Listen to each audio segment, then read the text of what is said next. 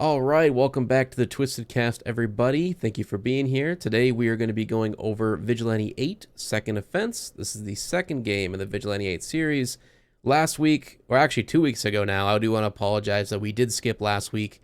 2 weeks ago, we went over Vigilante 8, the first game, talked about the game, the development of it, behind the scenes stuff, and then we gave a little review of it, of our personal thoughts after playing them. Now this week, essentially we're going to do the same thing, but we're not going to talk about when we first played it, because a lot of us here actually never played Second Offense until very recently. I'm the only one here, other than Dave, of course, who worked on the game himself. But for me, I played the game back as a kid. I did play it a lot more than the original Vigilante 8, because I actually ended up getting Second Offense first, if I remember right, from one of those video rental stores. And I played it a lot growing up, really enjoyed it, until I got Vigilante 8, the first one, and ended up liking it more. We'll get more into that and why in a little bit. But Winners is actually the newest member to the Vigilante 8 player count, I guess. He played it very recently. So I'm really curious to hear his thoughts of what he thought of Second Offense versus the first game. Yes, I've been enlightened. So I've always played Twisted Metal and didn't play Vigilante 8 until recently. I played Second Offense first because I thought we were gonna do a podcast last week, but we had to skip. And I liked Second Offense. I thought it was cool. I was a little bit, I guess, green going into it because I don't remember the combos at all. I didn't even know combos were much of a thing until people were like, "Hey, try this or try that," and I'm like, "Oh, okay."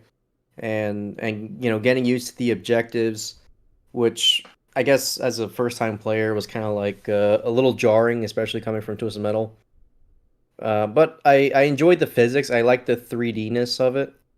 Um, just because it reminded me of the 989 games a little bit in terms of how they did the 3D compared to like Twisted Metal 1 and 2, where it really felt like a good like step in the right direction in Mm-hmm. terms of like graphical presentation. And then I went from Second Offense and I live streamed the original Vigilante 8, and I actually thoroughly enjoyed it so much to the point where I actually wanted to 100% it and go through all the quests to do all the objectives for all the characters. And I thought the quests are long anyways in Vigilante 8, just because you have a lot of characters, but it doesn't. I never felt like it took me more than like 20-30 minutes per quest. So it felt like I had a lot of opportunity to get a feel for all the different characters and their specials. But when I compare Vigilante 8 to Second Offense, I think the objectives are a little obscene in Second Offense, and I felt like each quest kind of maybe was a little too long. I felt like it could have been like maybe a level or two less. Right. But I think for what they are, I think they're really awesome, and I actually really like the games now. Nice. And so you would consider these a pretty good competitor to Twisted Metal. Like if someone's a Oh fan of yeah, Twisted Metal and they've never played Vigilante 8, like they should give it a shot. oh yeah, 100%. Like just go play the Vigilante 8 and then get a feel for like the combos and start knowing how to do the whammy system. Mm-hmm. And especially like same like with Twisted Metal, like once you know the combos, it becomes second nature and you can be pretty deadly with it. Oh And yeah. it's the same thing with Vigilante 8, where once the combos become second nature, it becomes really rewarding where depending on what weapons you have, you know instinctively what to do in different situations. Right. Um, like I just like for example, like the turbo, I like spamming the hell out of it in like faster cars and just jumping around the levels just for the fuck of it. It's like, it's like fuck that hill, and I just yeah, I just use the turbo, and I'm not gonna drive around this. Fuck that, and I just go straight through and to get where I'm trying to go. Hell Yeah, yeah. some of the Uh, smaller cars on jumps, you can actually fly and steer yourself like Rocket League a little bit. Oh yeah, really? What? I get Rocket League vibes from it. I'm like, fuck yeah, dude, and like and just get to where I want to go, and like do a little bit of flying. So are you saying Twisted Metal should add missions to their gameplay? No. Maybe as That's like all a that. separate game mode, I think that'd be kind of cool. If the missions weren't super If they're done well, tedious. then Yeah. Didn't they kind of do that in 2012 with the escort the nuke? Sort of. Yeah. I guess with In like a way, some of the yeah. with the Iron Maiden boss they did that, and then some of the game modes like the well, I guess it's not really a mission. I was thinking of like the Battle of the Cage one where the cage moves around. Mm. You know, just like yeah, stuff like that, like to change up the gameplay is nice to see, especially during like a tournament setting. Like the main line, I should say. But yeah, I think when it comes to like Vigilante versus Twisted Metal, the biggest difference for me is just the oh, what's the word? Like it's easy to pick up and play, but it's hard to master.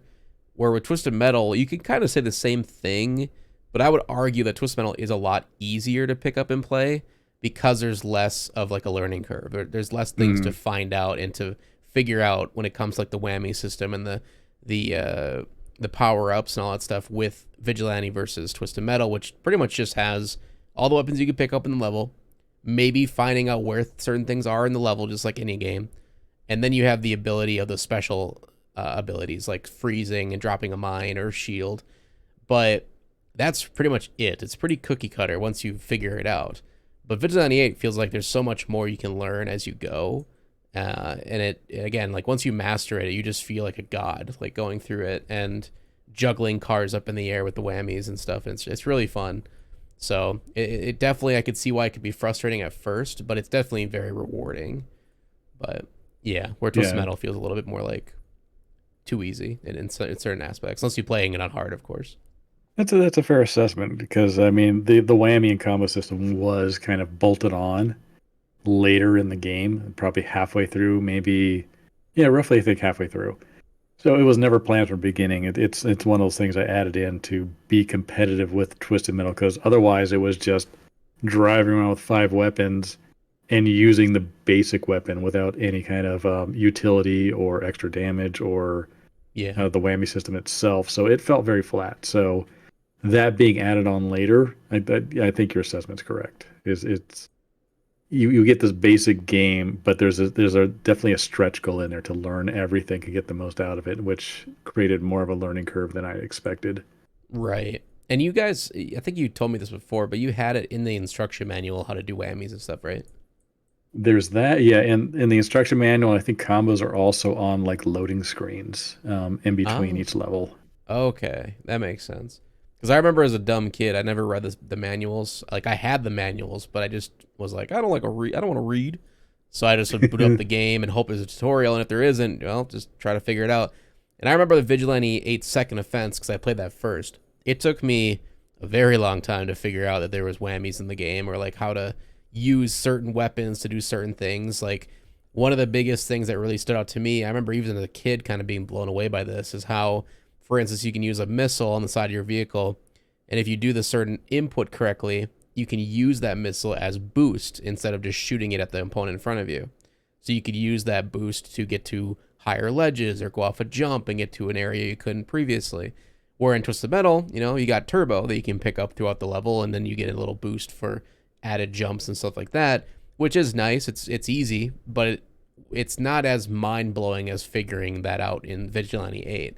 And then that goes for every weapon in the game. There's like an alternate mode, basically, if you figure out the right button combination. So I always thought that was pretty revolutionary for that time. Yeah, I mean, a lot of that came out of like using these weapons to create combos came out of Peter's mandate to not copy Twisted Metal. Yeah. And since I was the only one who played that game, Twisted Metal, and I was a big fan of it, I was just like, oh my God, we're not competitive at all with what they are doing. We need combos for crowd control and extra damage and things like that. Mm-hmm. So when I brought up, wanting to do this stuff, he's like, okay, but don't copy, I got to do my thick Hungarian accent, don't copy Twisted Metal. Whatever you do, just do whatever, is going to be original and fresh, and don't look at old games, because he never looked at old games for inspiration. So that's where I started to like figure out how these weapons could accomplish what I wanted.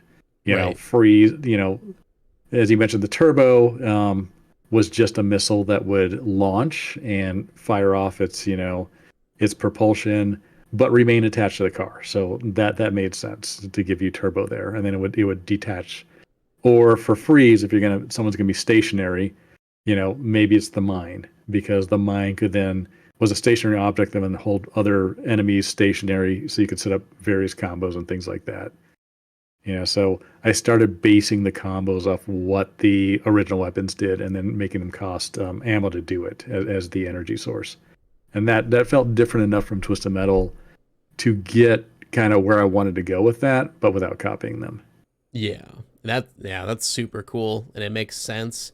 And even though it's kind of like a hidden Easter egg almost feeling to it, unless you obviously read the manual like a smart person, it's kind of one of those things like, oh wow, that's fucking cool. What else can I do in this game? What else can I do with each weapon, and try to figure it out? And then it's just kind of it makes the player come back more, I think, to figure these things out.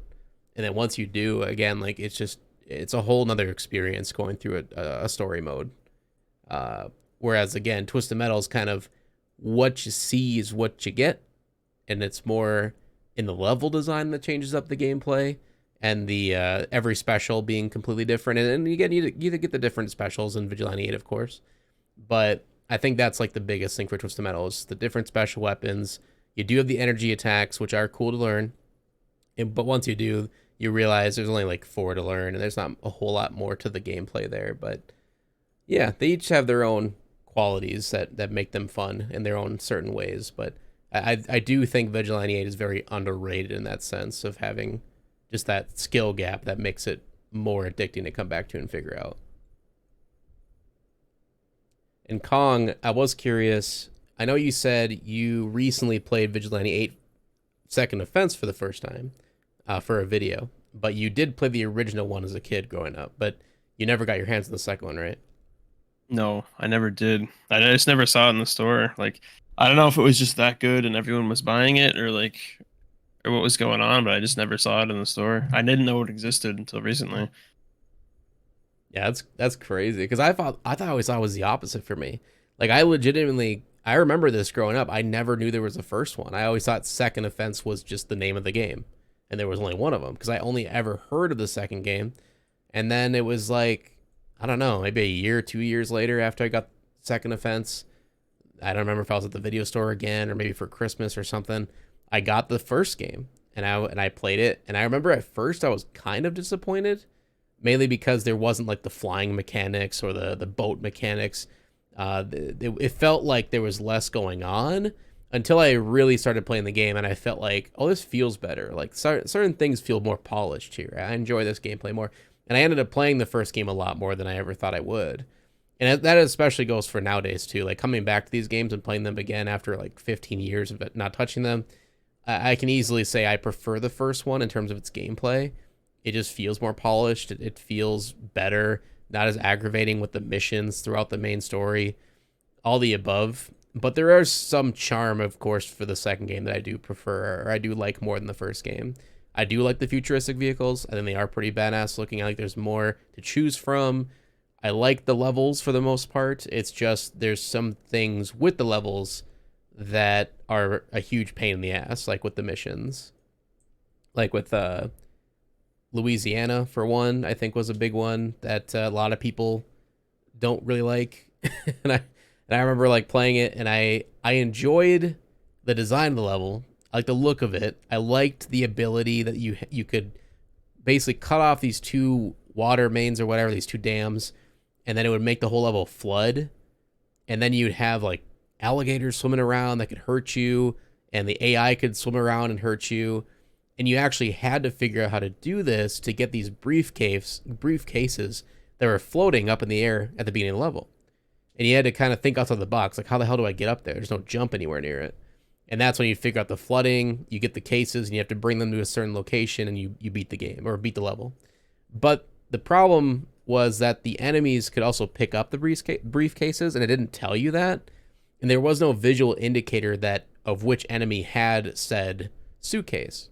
And I remember I was streaming it a while back, and I had that issue where one of them just was gone. I needed one more briefcase, couldn't find it for the life of me, and somebody said, I'm sure one of the enemies took it. And there was only 2 enemies left. So it was a 50-50 guess on who had the suitcase. And my issue was that if you do end up killing both people, or let's say I killed one of them, but he didn't have the suitcase and it's the last one alive, once you kill every player in the level, it gives you 30 seconds to finish the mission, and then it just skips you to the next level and you're screwed. And that can be very frustrating, I think, to like a new player especially, or just somebody who isn't a veteran of the game, so to speak. Mhm. So I can see why those got frustrating for some players and turn them off. Yeah, It was definitely frustrating Mhm. when I played it for the first time. Yeah, it's a fair assessment. Like today, you guys have some of the best UI in games and everything. And looking back to like late 90s, knowing what I know now, it would have been great to show like these are the things you need to pick up on radar. Here's the things you need to deliver. Does an enemy have this? Show the briefcase or the bomb above their heads so you know which one to go after. And a lot of the stuff we just didn't think about back then. Right. I think we started to, but it was pretty new for this space. But yeah, I mean, the missions were not great. They were kind of a carryover from the first game, which I think Peter felt was too simple because it was kind of like a last minute mandate from Activision. I think he wanted to flesh them out more. But I think we went too far in the other direction. It was actually very nice. And I hear a lot of comments from people saying, I prefer the protect and destroy missions as opposed to collect all these things, deliver all these things, figure out if they're on enemy things, and then, get them before the mission or the level ends because you actually killed the last guy, by mistake before getting all the briefcases. And that created a lot of frustration. And I think we broke some very classic game design tenets of like, keep it simple. And, we went the other direction trying to like, oh, it was too simple in the first one and rushed, so we're going to do it right this time. But I don't think we did. Like it needed to be much more, simple, concrete, and evident for the player to do, especially in the midst of car combat. Like you just don't want to add too many extraneous fiddly bits when you're fighting a bunch of cars. Yeah, so I think with the first game, it fit more with car combat to like protect and destroy something because it didn't take you out of the experience. Because with finding bombs, or I think some of them were bombs and dropping them off at like a building or a silo or something. It just kind of took away from the car combat experience because especially after everyone's dead and you're just driving around pressing the button, the fire button, just to try to find the location of where you're supposed to drop the item, it just gets boring because you obviously don't know where it is unless it's really obvious of what they're saying you need to drop it off at, and it becomes frustrating. And plus that it takes one of your weapon slots away too. Yeah, That's a problem.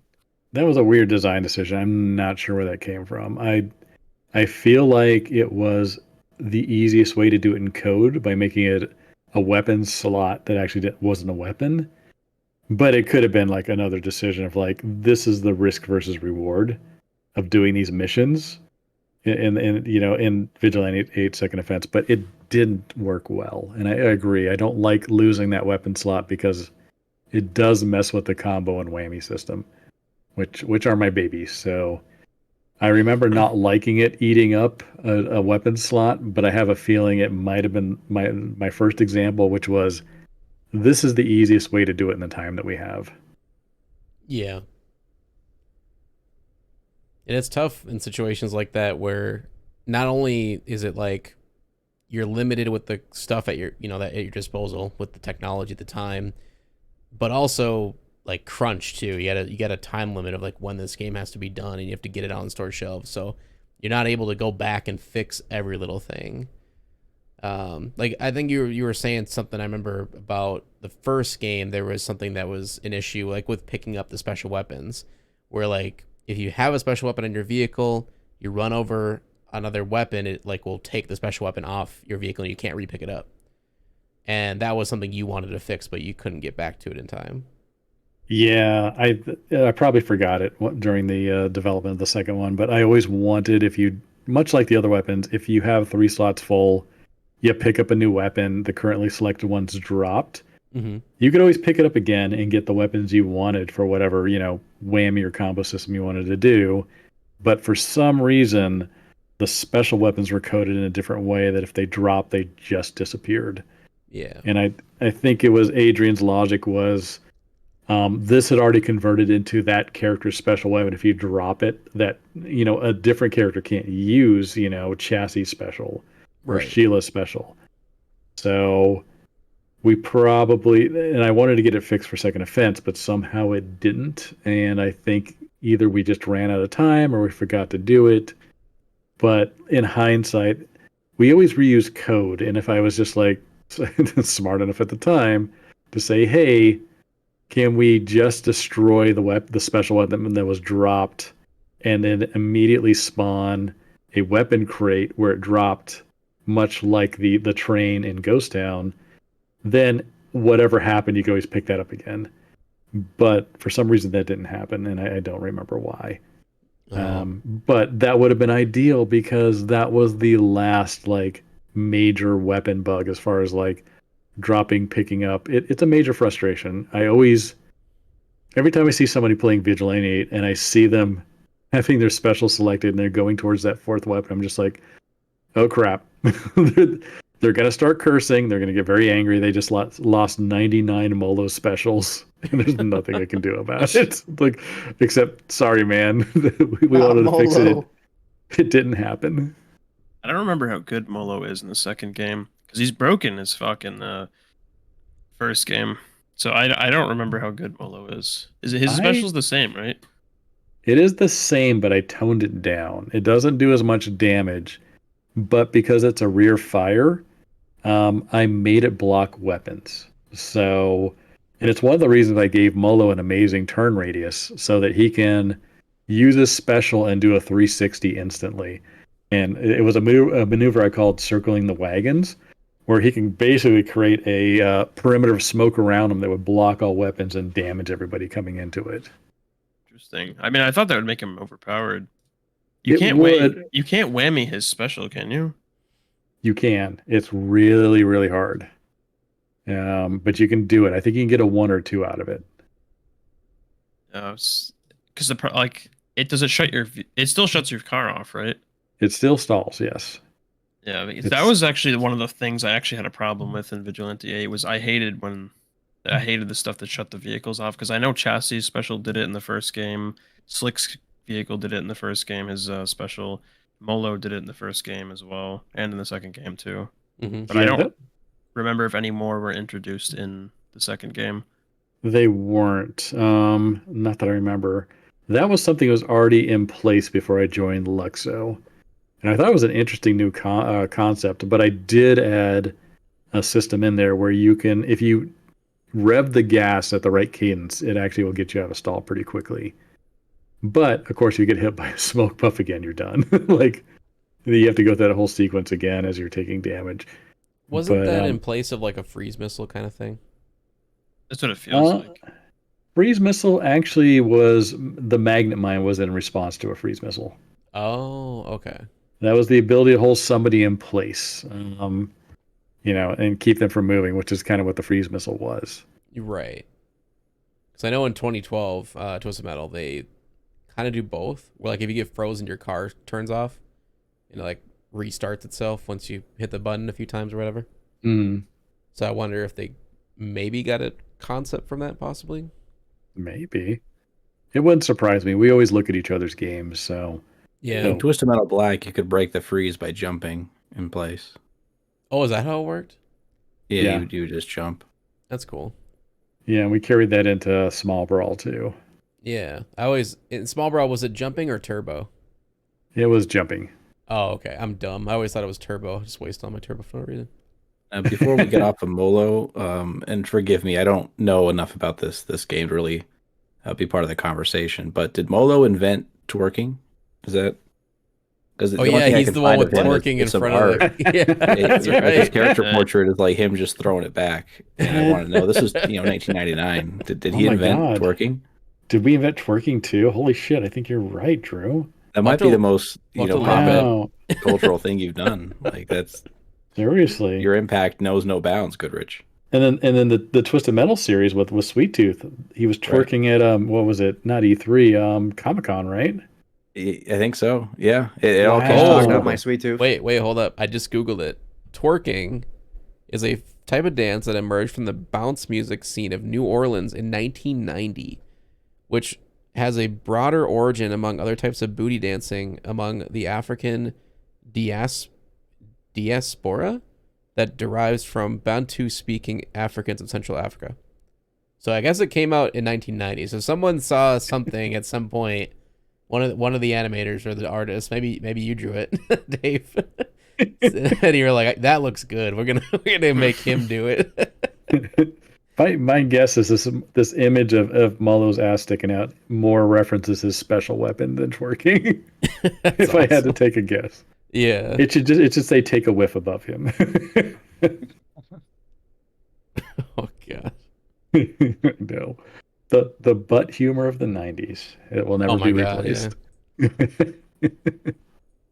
But Molo, I mean, he was our signature character, and I think I mentioned the last podcast that after the unfortunate, events of Columbine, we had Activision came out and sorry, after Bill Clinton called us out on on national TV Hmm. as being violence in video games, and this is what like led to the Columbine shooting.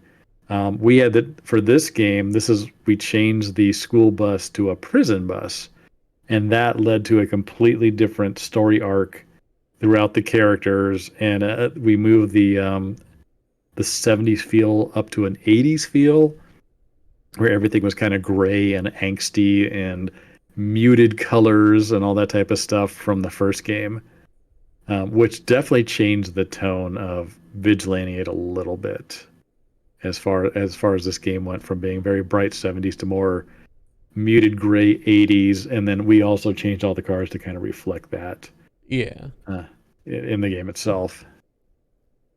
It's still crazy how like a real life event that obviously now today we know like had nothing to do with video games, um, can totally influence and change the outlook of a game as a sequel. Like it makes you wonder, like, would it have been that much different, the game itself, Second Offense, without that happening, or do you think it had a pretty major impact on the game itself? I think it had a major impact on the game.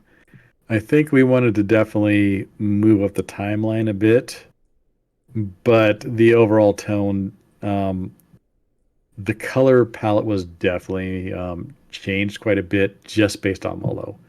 I had a feeling if we had the bright yellow school bus on the packaging of the game, Mm-hmm. all the other colors, all the other cars would have followed suit as far as color palette went. Right. But if you look at it, all of them, the majority of them are very muted and kind of grayed down, and just even if they have color in them, Yeah. which I never liked. I didn't like that at all.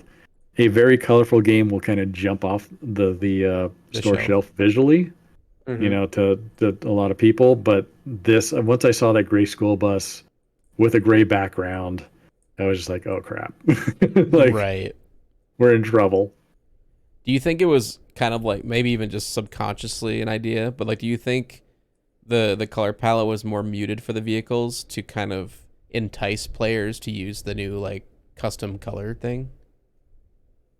No, I don't think so. The custom color thing was actually something Adrian just kind of pulled out of his butt during development. It was I was actually blown away by that. He's just like, yeah, we're gonna put in this thing where you can switch the colors on the cars, and I'm just like, what? And he's like, yeah, we're just gonna do a palette shift, which is something you do on the PlayStation pretty cheaply. Yeah. So you could just basically pull the color slider, from red to blue to green or whatever, and it would change the visual look of the car. Right. It did nothing for the game whatsoever, and some of the cars looked pretty ass as a result of it. But it was pretty neat new tech, and I think it took him only like a day to do it. Like, That's so cool. it was an extra feature to put on the game box saying, customize your characters, make it any color you want. You want to have a pink Houston, you can have a pink Houston. Right. Yeah, and people ate it up at that time, but today it's kind of well, It's like not in kind of. every game, It's basically. very gimmicky. Yeah. It took Twisted Metal up until 2012 to have anything even close to that. What are you talking about? Unless you TM4, consider baby. like, But it's only custom cars. You couldn't take like Sweet Tooth and change his color or Thumper Oh, or that's whatever. true. Yeah. Like it had to be Yeah. a custom car that didn't have a character. Just allergic to innovation over there. Just zero talent. God. Jesus. It might be a hot take, but I honestly feel like for games like this, like Vigilante 8, Twisted Metal, when it's not necessarily about the character behind the wheel. I mean, in Vigilante 8, I would argue it is more about the character behind the wheel, but you still have a lot of creativity going into the vehicle, right? Like to make it differentiate from other ones in the game. I would argue that less customization adds more to the character, to the vehicle itself, like to really show how much different it is from why you should pick this car over the other car. So I feel like in like 2012, for instance, like, oh, now, yeah, cool, you can change Sweet Tooth's vehicle from the traditional pink dots or whatever it looked like in the game, I can't remember, to like you could put flames on him or some shit, right? Like you do whatever you want, or a big wiener, whatever you want to do. But it's just like, I feel doing that though kind of takes away a lot of the personality of what the vehicle is supposed to look like. Even though it is cool. It definitely does, yeah. Mm-hmm. But I agree with 2012 that. didn't have any personality, so it's okay. Gee. It was a fucking joke. God damn. 2012 was a good game, but I agree. Once you start mixing and matching, it's not that character anymore. They're not iconic. Mhm. You know, it felt really weird to have Sweet Tooth driving a different car. Yeah. Just like it feels really weird to change the color of the car, change the driver of the car, all that type of stuff. It's no longer that car. It's kind of like, you like classic Coke? Guess what? We're gonna add chili peppers and vanilla to it. And it's just like, this isn't Yeah. Coke anymore. God. Fuck that shit. Right. That's how it felt when you went into second. Like, what happened to Slick Clyde, you know? Oh, He's Lord Clyde now. Yeah, not Lord so slick no Clyde. He's more. Lord not Raiden. Slick Clyde anymore. he got taken over by Houston's bracelet. That was Peter's whole expansion of the storyline. Like, Peter was really good at storyline stuff, with that whole kind of interweaving of stories in the Pulp Fiction effect of the first game, and he just expanded it out into time travel and weird B-movie type stuff in the second offense. And Clyde, he wanted robots, we wanted floating cars and all that type of stuff, and the only way we were going to get that in a storyline way after we established the first V8 was to go into the future and bring that tech backwards into the game itself Yeah. to kind of make it make sense. But I mean, it's a video game. We didn't have to make it make sense. We could have just shoved anything we wanted in it and be like, here kids, deal with it. Like, we got floating cars, not going to explain it, just enjoy it. Lord like Clyde that was a powerful character, though. Very powerful character. He I like is that in the story, Lord Clyde, his big plan involved stealing from Stanford University, of all places. Just seems like a weird, like very specific. Why did he hate detail. You went to Stanford University? Yeah. Sounds like somebody didn't get accepted. Who on the in team development went there? Yeah, who on the team went? I don't know where that Happened. came from. I'm going to assume Stanford, Harvard, and Penn State were better colleges back then that you'd want to steal from. I don't know what they'd have. What would they have to steal? You're gonna I steal don't their know. knowledge? Displacement You're gonna steal their capsule, would you books? say? Yeah. My guess is maybe they were starting robotics. Peter read an article about that and said, "Yes, Stanford. This is where Dallas 13 came from. They invented. They're starting the Roomba." He came from yeah. He went there and he became a robot. It's a failed experiment. I mean, I That's guess funny. it can work. I forgot about that, but that's funny. I mean, back then it worked. It's kind of like, back then, if you wanted to give someone superpowers, you just say radiation. And today we're like, radiation would actually just melt the flesh off of you. That doesn't give superpowers. But back then, radiation and Stanford, that's dynamite as far as like sci-fi goes. Yeah. There was even like there's a whole level in Second Offense that had to do with like, was it like nuclear radiation in Minnesota? Oh yeah, Oh, that plant. nuke Yes. plant? Yeah, the nuclear plant. Yes, I Yeah. do remember that level because I remember my Yo. emulator glitching and it kept fucking flashing yellow, and I thought I was gonna have a seizure. Are I you able to remember that. destroy those damn plants without fucking getting blown up? Yeah. Kind of. Maybe. It's hard. You but you can't blow up the cores without it blowing up. if you have enough health, you'll survive it. Yeah. But it causes a lot and it stalls you. Mm-hmm. So I know it's not ideal, but I mean so V8 did really well. It did much better than expected. This was a budget title. It was just going to be the console version of I-76. The I-76 team, the original one, was busy going off and doing other things, so Luxo got this contract. And V8 launched the entire Luxoflux company, which, it carried on. It did very well for many, many years. Yeah. But it was kind of like, we made it big. And Activision wanted another, basically a sequel to it because it was doing well. It was competing with Twisted Metal. It made a ton of money. I want to say about, God, what did we sell? More than $12. Yeah, I think curious of how we much sold it close to sold. $1 million, I think, on this. Maybe a bit more in the end. Hell yeah. But we made greatest hits, so Activision is just like, yes, another one of these. Also, Dreamcast is a thing, so why don't you start making a version of this for Dreamcast? And so, in our infinite wisdom, mostly Peter's and Adrian's, they expanded the team by 3 more people. Okay. And so we got Justin and Micah, who mainly did the cinematics because we got tired of paying an outside cinematic team, and I think Peter wanted more control over that.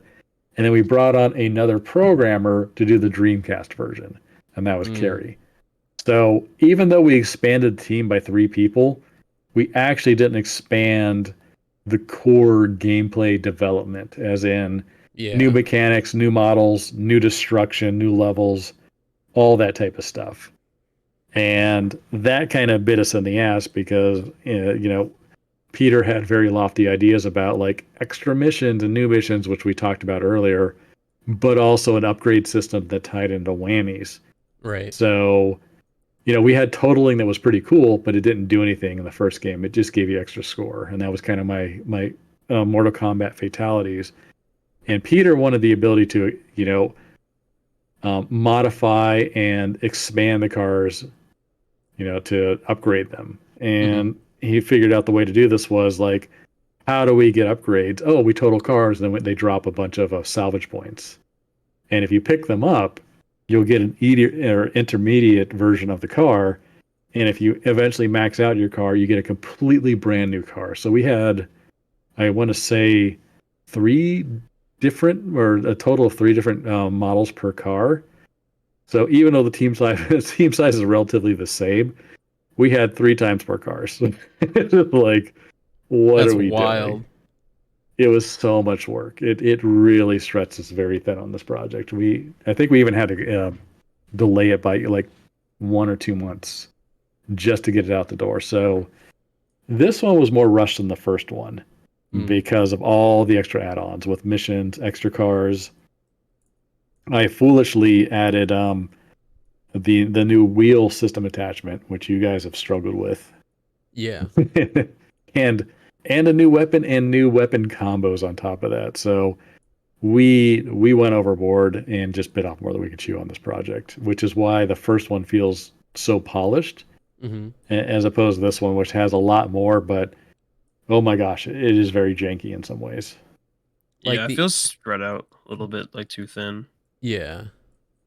And like the whole concept of changing the vehicles for like the skis, the boat, and the flying, I think was like a really cool concept. But I would argue, I think the boat and the skis are okay, but I would argue the flying really kind of feels out of place.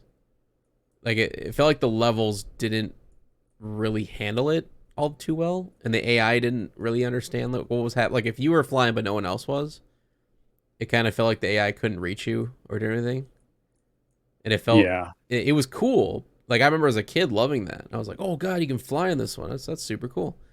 But growing up and playing it again, I just kind of felt like the whole time I'm flying, I just want to land and like play normally because I don't feel a reason to fly around. It felt very awkward to be flying around. Sometimes felt very loose. Mm-hmm.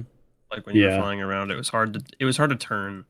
That's what I remember was the hardest thing because you try to turn and you'd like glide while you turned.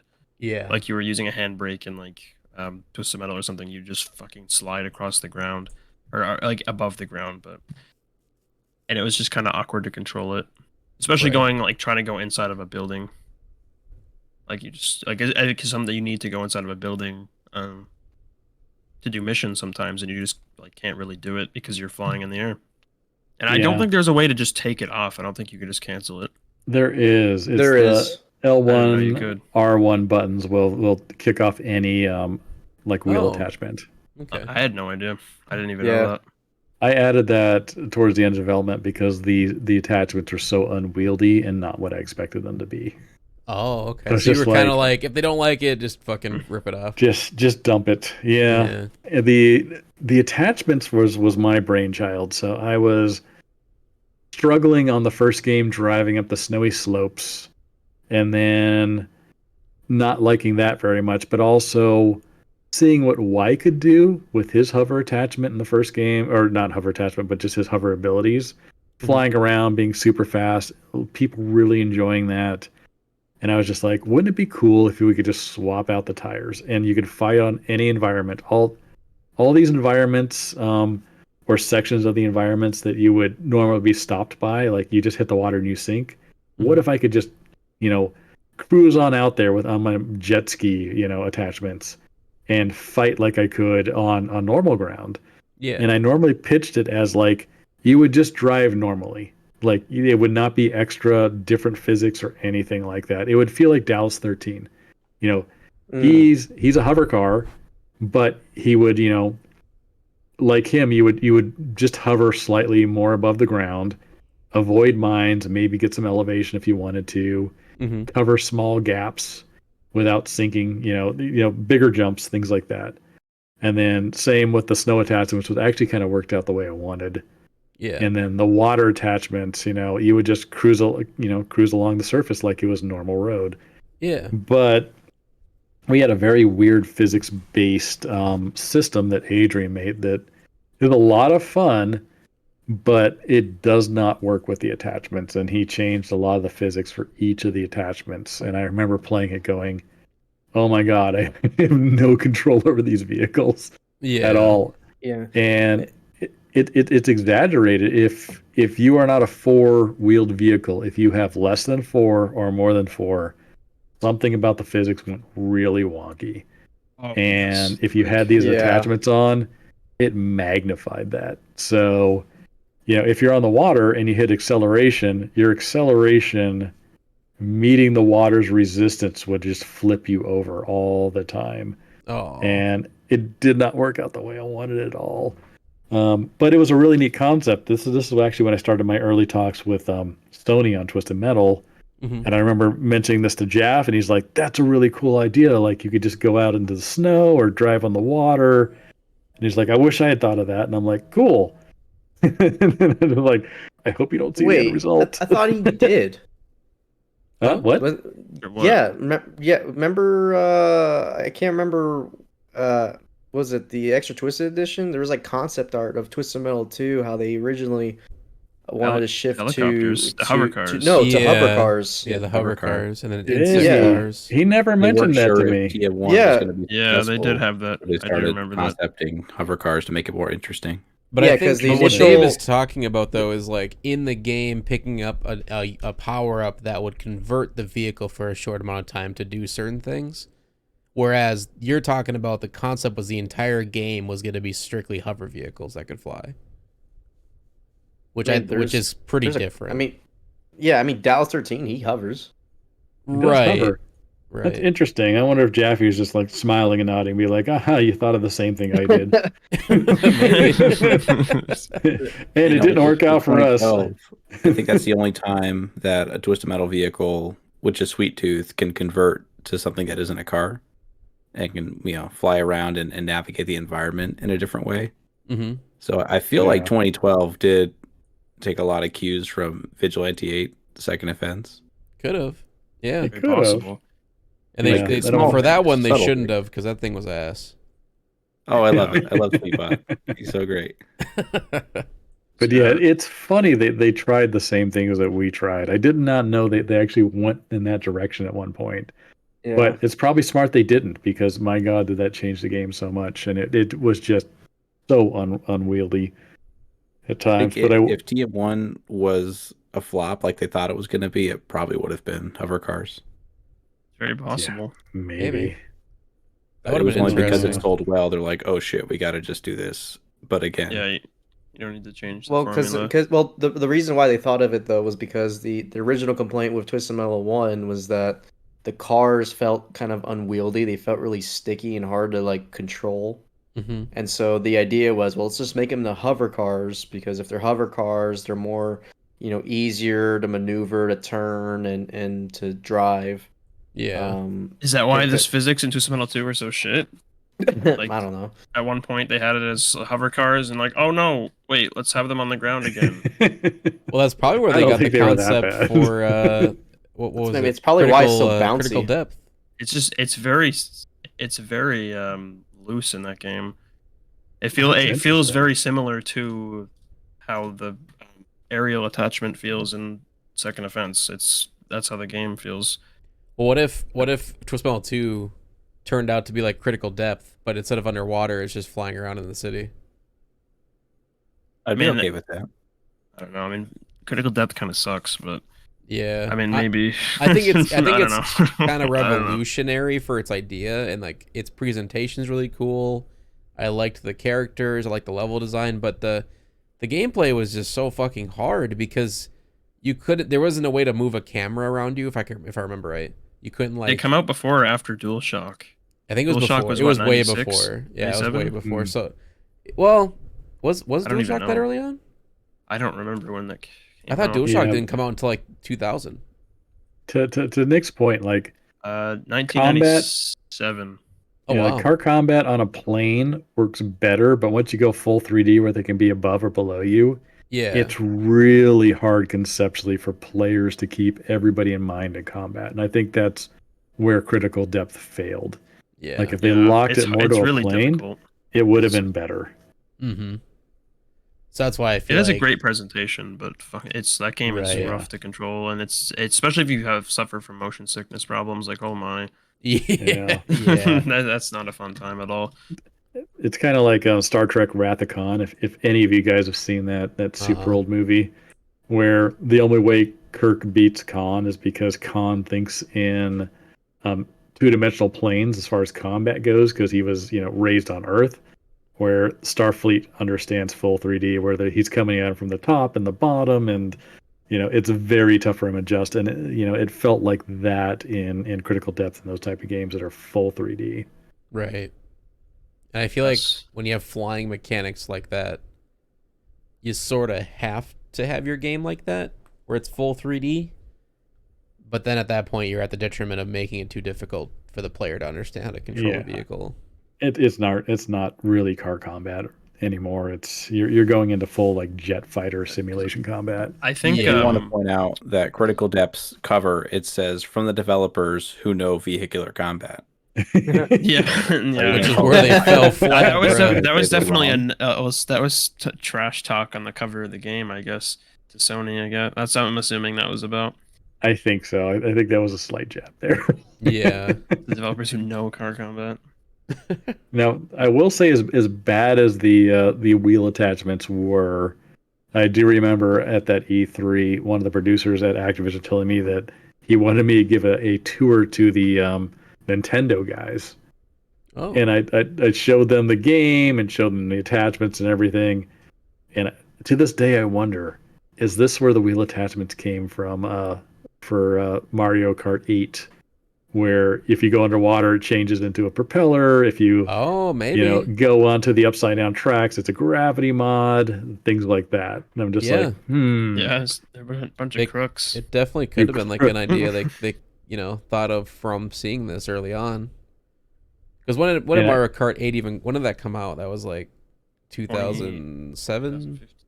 Mario Kart 8, 2015. Oh, was that late? Yeah, What? that was on the That Wii was- U. That was the one with the 14. wheel attachments, right? Yeah. They did have that in the game, yes. Did they have that in the Mario- original Mario Kart Wii? I don't think so. I don't think they so had like either. the separate wheel attachment that you could buy, like the Wii wheel thing. Oh, that that's you could. yeah, that's right. But they didn't have that in game. That was in Mario Kart 8. Okay. It was, Yeah, I was Is thinking there the a Wii part of version. Mario Kart where Bowser twerks in front of his car? Or was that a V8 thing? I don't know. Mario Kart 8 was the one with the Mercedes crossover where they had that really strange looking Mario character, like the real life Mario commercial with the Mercedes Benz crossover. Oh yeah. Yeah, I think if Mario Kart's gonna lift some things from V8, I think the Molo twerking would be the one I would pick. I agree. If you're gonna shamelessly steal, at least pick something good. There you go. Exactly.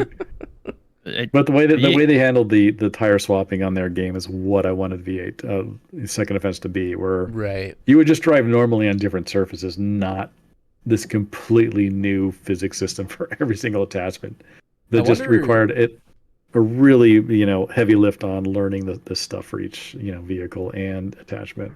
Yeah. I wonder what it would have been like if you didn't have it as a power up, right? Like it was just you're on a snow level now. Everybody has like snowmobile parts for their cars now. Like because in the story of the game, it was time traveling, so they're going like there's futuristic vehicles and stuff too, right?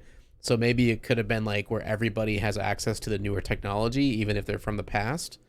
And then like when you're driving on snow, like all of a sudden your car transforms into the snowmobile for easier traverse. And then like when you're on the levels with the water, for instance, your car would just transform into a boat, like when you're on the water, and then it would transform back when you're on land. And it wouldn't change up the physics or like the way they feel. It would just be better handling and stuff. It'd make more sense for on those different terrains. That would have been perfect. Where were you 22 years ago, dude? I was probably still eating Legos more than He was an Olympic swimmer. what? God, I get wish. that joke. It seems like that game had a lot of problems with characters because the bike character had a problem with physics as well. Hmm. Yeah, The the one with the bike three was bikes, they had a very like terrible handling. They just couldn't turn very well at all. yeah, Team The Flying Fast. All-Star Trio?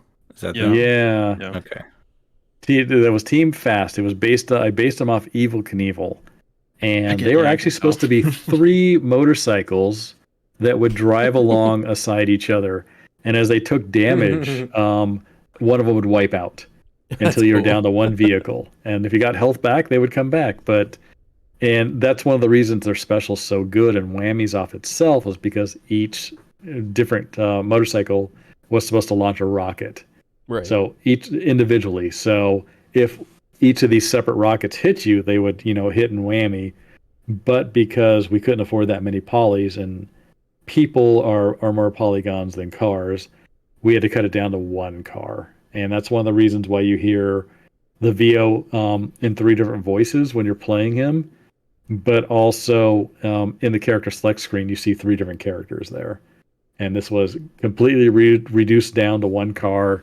And then I just jacked up the special to be super powerful. So it just became like a glass cannon type character. Can I ask you something, Goodrich? Yes. No. Did you write all the dialogue for these characters? Like personally? Let's see. Dynamite. Yep, definitely did that. And that's based on J.J. Walker from Good Times. Dynamite. Dynamite. Oh yeah. Oh yeah. Get groovy.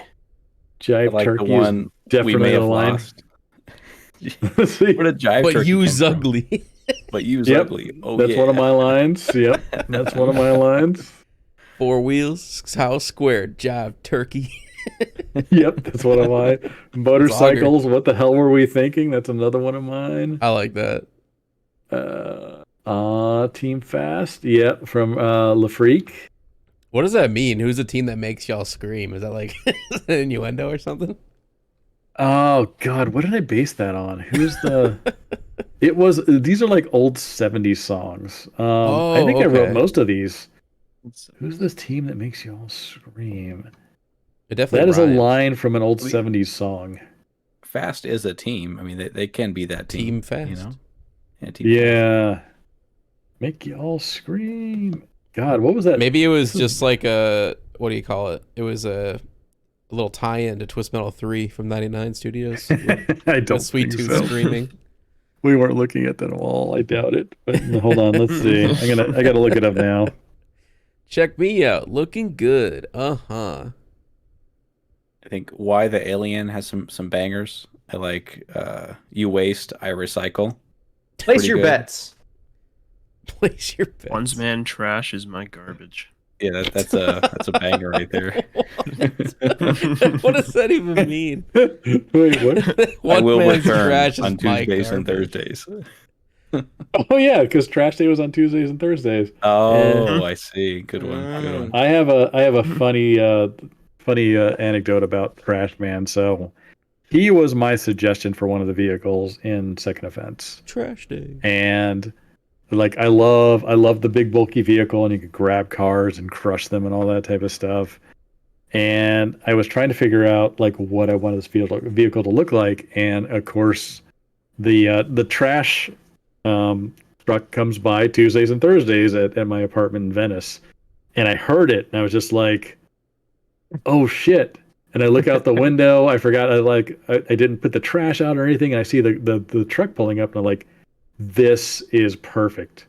So I run out in my robe and PJs, and I'm taking pictures of the trash truck, the front, the side, the back, everything. And the trash guy is looking at me like, "What the hell are you doing, you crazy LA person?" And he didn't realize, and I was just like, no, it's all good. It's all good. It's for a video game. And he's probably thinking, okay, this dude is really crazy now. So I took those images and actually used them for the textures and the modeling of the trash truck. So it's actually the guy who would go pick up the trash on Venice and Beethoven in Los Angeles. So that's where I got that vehicle from. That's awesome. It wasn't from TM4. It was not from TM4. I actually never played TM4 until recently. Yeah, that's right. I think TM4 came out after Second Offense. I think. Did it? When did It was TM4 came out? December 98 of or 99? 99, right? No, Ooh. October 31st, 99 Yeah. for Twist Yeah, it Metal was 4. October 31st. Yeah. And when was Second Mhm. Offense? That wasn't it early I don't recall. 99? It was. Fuck. I mean, regardless, there's already confirmation of that team looking at the V8 games before they released, anyways. So That's true. So maybe they took Ooh, Trash Man. It came from out Garbage after. Man. November 23rd. There was almost 3-4 weeks. Oh, okay. Oh wow. So Ooh, in they're those looking at- 3 weeks, you totally ripped off their character and like added Man, it to your game. He made up Yeah, a whole it's story my about name, cuz. yeah. I mean, they were looking at old builds of ours before 6 months before release, from what Yeah. I've heard. That's funny. I mean, I get it. You want to keep your enemies closer, you know? Yeah. I mean, it was Sony that was just giving it to them, but yeah. Hey, 989 Studios is fucking awesome. I love that. I love that studio. That is true. They made Twisted some- they Metal made some and bangers. Siphon Filter. Dude, Siphon Filter is fucking awesome. But That's right. Yeah, they had 989 Sports as well. And Yeah. Rallycross. They had a couple of snowboarding games. Did they make MotorStorm? I can't remember. I don't My know. precious garbage, it's ruined. That's a great My line. precious It's trash. garbage. No. What I had so much What fun. is the backstory of why the alien? Why- Why not? the alien? Yeah, so the backstory was they put him in the secret base level, that flying saucer. And I saw that and I was just like, oh shit, can we make this a vehicle? And Adrian and Peter agreed, and they threw it together very quickly, and we gave it Houston's special because we didn't have time to make a new special. Because it was a last minute character, we couldn't make an ending for it. And Peter came up with the name of Y, and I was like, and I shouldn't have fallen for this dad joke. And I'm like, why? And he goes, yeah, why the alien? Get it? As in WHY question mark. And I was like, Got him. grown. I was like, grown. But that's how he made it in, and that was his origin. And then because we had most, like a lot of stuff done and figured out for PS1. We had extra time on N64, and that's why he got the ending there. So when Peter's know what his redoing all ending the was. endings for this game, But why? But why? for Second Offense, I came up with the Trash Man concept. He's just like, okay, who's this character going to be? Because Peter handled characters and story mostly, and he figured out, oh, why got stranded on Earth, and now he needs to basically go pick up trash as the trash man character that I inadvertently made with the trash truck. And that's what he's doing for his ending, was just collecting parts to make a ship to get off Earth again. That's great. Mm. And then Bobo was another one of my characters I created, which to this day, people still tell me, like, I didn't realize it was a monkey. And I was just like, you are stupid. A Did you even handstand play on a the game? portrait, man? The length of the arms, the fact that he's paid in bananas, he never talks, he uses old NASA recordings. Yeah. Like, it was so obvious, but I mean, it's really funny, too, that people are just like, my mind was blown when I found out he was a chimpanzee, and I'm just like, you are stupid. Maybe got a the nice chimpanzee voice line. outsmarted all of them because he was trying to make them think he was a human. So it Yeah. makes He's sense. got a voice line. The name is Bobo, not Bobo. I know. To great Bobo. applause. I thought that was clever. That was mine, too. Like, Yeah. That's pretty good. Yeah. And like with the different versions of the game, I'll have to find some gameplay of the Saturn version, Sega Saturn, because that system, correct me if I'm wrong, doesn't it have like the same fidelity of like the PS2? Like the same. do you mean the Dreamcast? Oh, sorry. Yeah, I'm sorry. The Dreamcast. Yeah, that had like the same graphics and everything as a PS2, didn't it? It was better. The graphics were better for Dreamcast. Wow. We really punched that up quite a bit. And honestly, because I was handling a lot of the game feel and overall character design and weapon design, when Carrie was making that second version, I didn't get as much time to look at it as I did for PS1 and N64. So it came out feeling different. Oh. Some people think it's a better version, and I can't confirm it. It's a better looking version for sure. Like we had to up-res all the graphics for the Dreamcast version. Right. And visually it's a lot better. I hear it's more solid and not as buggy as the N64 and PS1 versions, but then again, Adrian was handling two different consoles at once, so Yeah. that is to be expected. I'll have to look up and see if anybody has uploaded gameplay of it on YouTube. Yeah, I Peter recently and Adrian. Yeah, that's the first thing I saw. What? Yeah, I recently found some people who are big Dreamcast fans of this of Vigilante at Second Offense, which is the first time I've ever seen that. Wow. What? Anyone being a fan of a Dreamcast product, or like fans Like, of V8? No, the Dreamcast version. Like, this was Oh. their first experience in Second Offense, and they felt like it was the best one. Did that one have online? Like natively, No. I know that the people have a way of, I don't know how they do it now, but they have their way of playing online now. But that the original version didn't have a way to play online natively. No. You could play couch co-op with Yeah. 2 players split screen or up to 4 on N64. Okay, because I know they had the Sega channel and stuff on Dreamcast. Yeah, the online So- version you're talking about is people have brought this into Unity and modified it, so you can play up to okay. like 8 different people, maybe more now. And I used to frequent a Discord server that was really huge fans of V8. I gave them a lot of like tips, and these are the things I wanted to do, but we didn't have time. So the people who are making the Unity versions actually incorporated a lot of my old designs into the product that they're making. But yeah, it's pretty interesting. Someone sent me a build of it lately, and they redid the UI. You can fight up to a bunch of different characters. Enemies can use combos and can whammy if they do attacks in enough succession, which is something I always wanted to do in the game itself, and then change some of the specials to the way they were originally supposed to be, based on some of my old designs. So I thought that was pretty cool. It definitely is. It reminds me a lot of like the Twisted Metal mods that people make for like Right. Twisted Metal 3 and 4, like changing a lot of stuff to make the game better. Mm-hmm. Because Second Offense has the potential to be out better than the first game. It just didn't have the time to reach that. We just tried to do too much. It was we only expanded really programming on one extra console and then the two cinematic guys, but we really needed more gameplay and level people in there to do what we were going to do, considering what we added. Because we added, my God, we added a new weapon, which is a flamethrower. And that was pretty bad, right? That was not great. Looking back, I wish I had not put it in. The flamethrower, it was supposed to whammy because it had such a high tick hit as far as damage went. It kind of went the way of Beeswax Special, where we had to just say, oh my God, we're getting times 40 whammies out of this thing. That kills everybody instantly.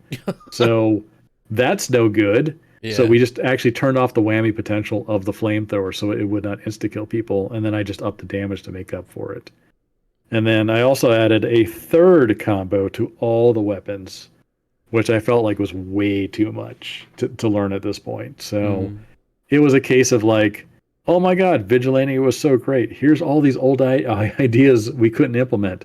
Let's just jam it in there now. It was just like, it was just too much. It was just way too much. But a lot of the new combos were really fun, and I kind of wish I could swap out some of the old combos with them. Like, we had a ricochet cannon shot that would hit an enemy, bounce off, hit the environment or another enemy, and come back, and then you could use that, and it would just keep doing that for like 5 seconds. And you could use that for like Sweet Tooth Special in Small Brawl. I think I did. I think a lot of that came from into Small Brawl. Wow. Because I use a lot of old cut designs from Vigilante for Small Brawl. Yeah. But yeah, I mean, like the Ricochet was really neat. We had a Patriot combo in the rockets, where if you use them at the right moment, they would shoot all the airborne weapons out of the air. So that was a great defense. And then we had a flame wall on the flamethrower you could drop, and it would burn anybody who went through it and catch them on fire, but it would also block weapons.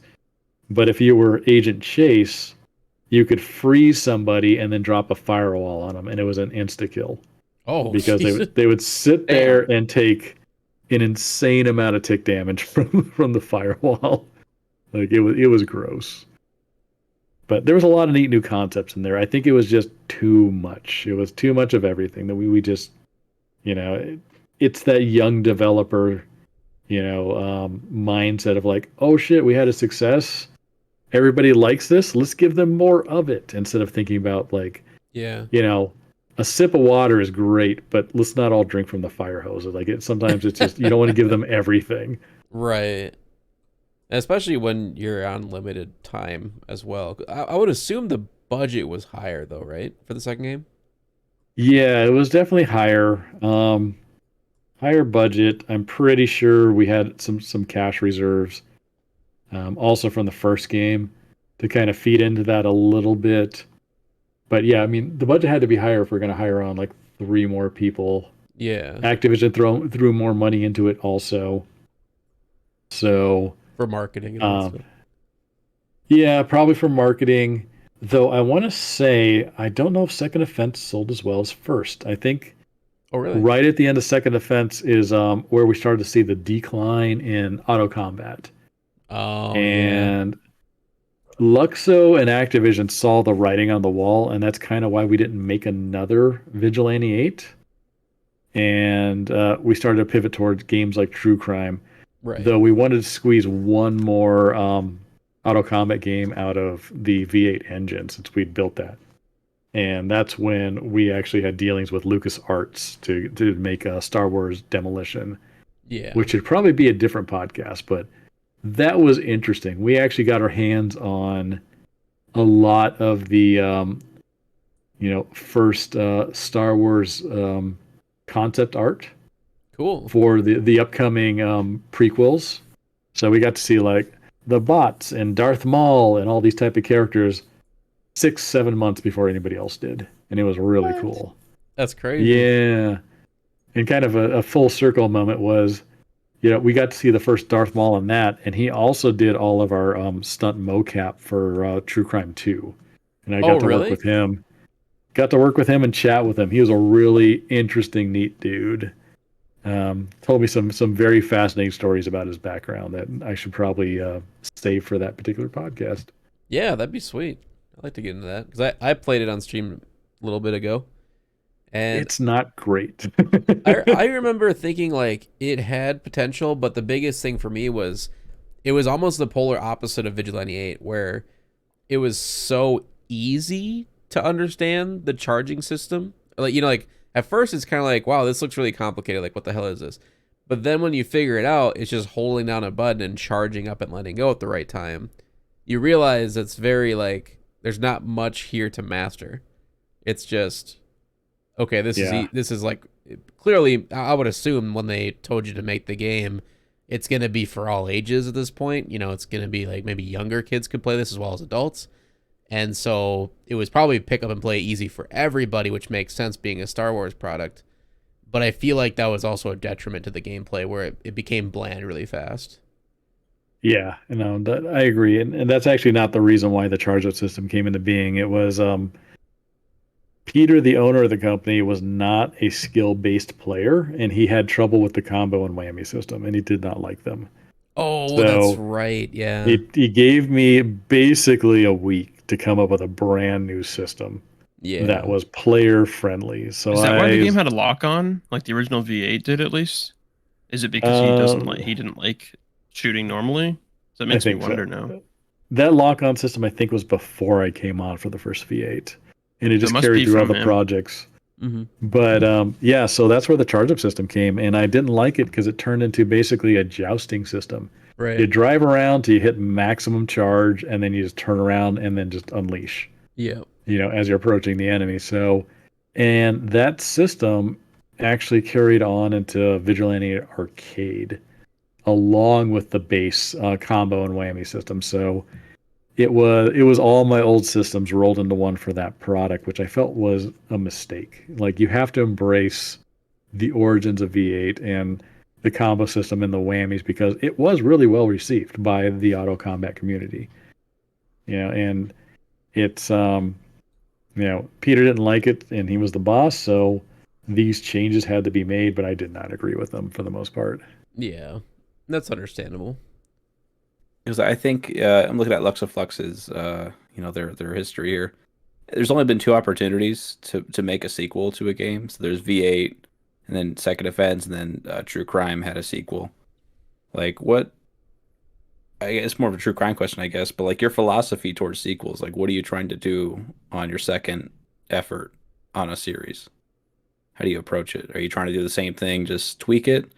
Or are you trying to make, grand sweeping changes to try to, revolutionize gaming?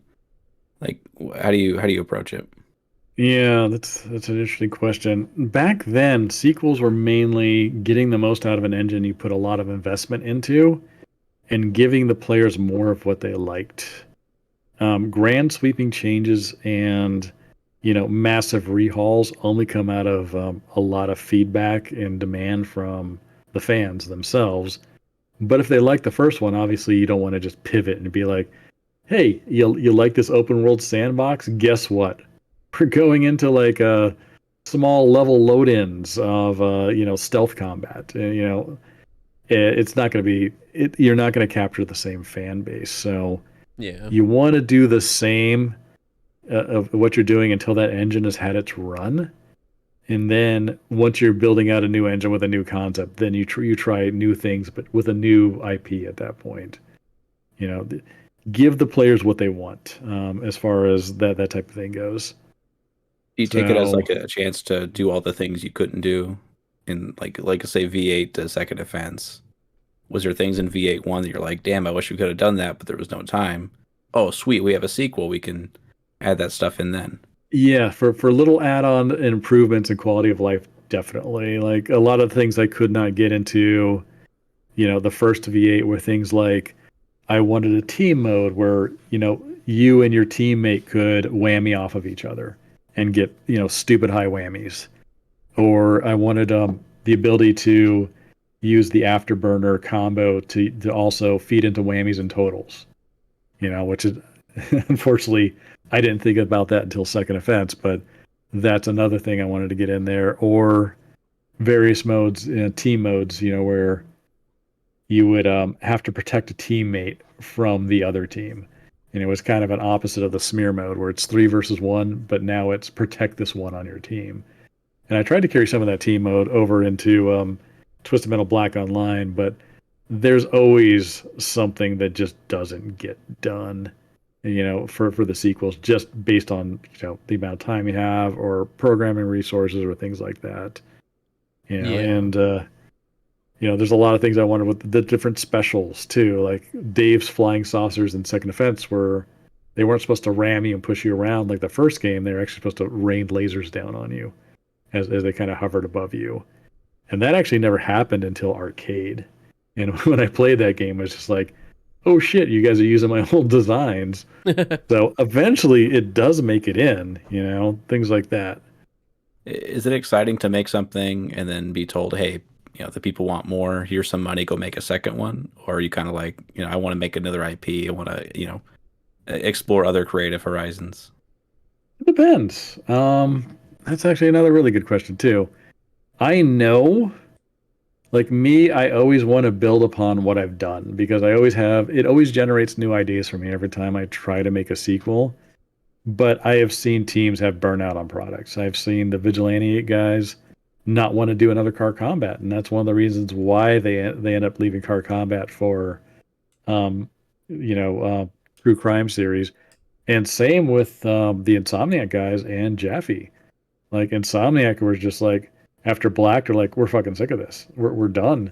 I want to do War of Monsters. I want to do, Downhill Domination. And that's when I actually got to take over the reins for a lot of Twisted Metal stuff on Black Online and Small Brawl. But also Jaffe got, he got sick of it too. And he went off and made God of War, which thank God he did. So there's pros and cons. Like, if you really love the product, you want to keep pushing it and seeing what you can get out of it. But if you get burnout on it, you have other ideas that maybe you want to go explore that will launch new franchises like the ones I just mentioned. Right. Yeah, it's pretty cool to look at that, from a different perspective, from a gameplay and a game development perspective, of course, too. I thought there was like one more question I had when it came to like the different ports, but maybe I asked it earlier and I'm kind of forgetting. Dreamcast. I don't know what you would ask there.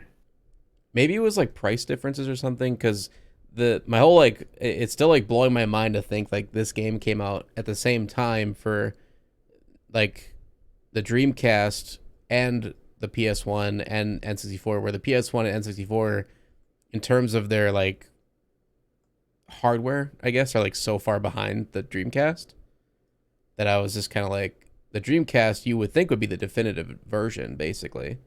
Where if you think about it, like with when Small Brawl came out, if they allowed you guys to make a PS2 version, but then you also had to port it to PS1, you know what I mean?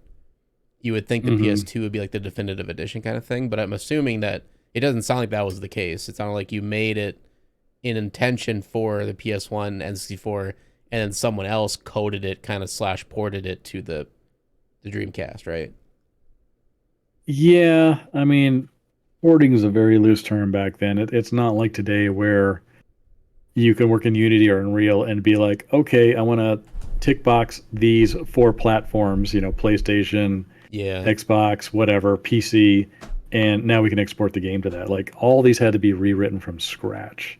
Right. So Kerry went in and, built his own engine.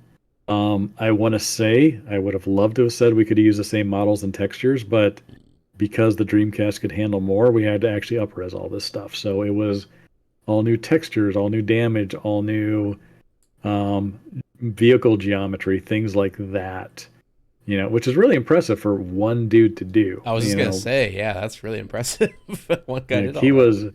he was almost another Adrian in some ways. Like, you don't read about big games like this making selling millions of units. Right. only being handled by one engine programmer / gameplay programmer.